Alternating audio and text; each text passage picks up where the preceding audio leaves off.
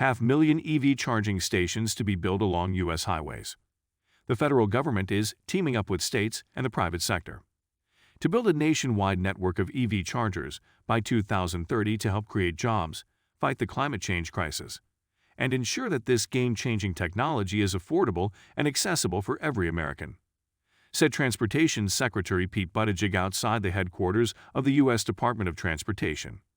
In the largest investment of its kind, the Biden administration is to distribute $5 billion to begin building up to 500,000 roadside rapid charging stations across the country for electric cars and trucks.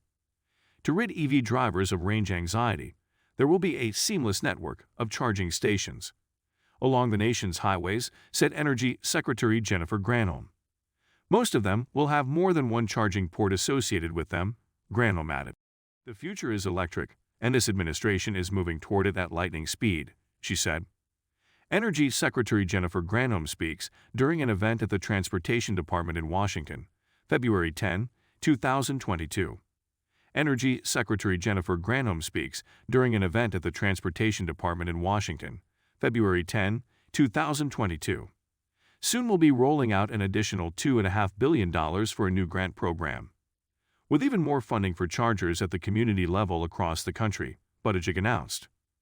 Most EV are hampered from driving long distances by the gap between charging stations and the time it takes to recharge their batteries, which have limited range.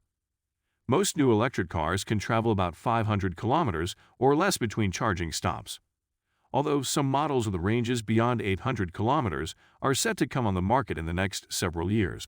The federal money being distributed will help states create a network of EV charging stations along designated alternative fuel corridors, particularly along the interstate highway system, according to the Transportation Department. It is estimated that nearly $40 billion will need to be spent to build public charging stations to reach the goal of 100% EV sales in the United States by 2035.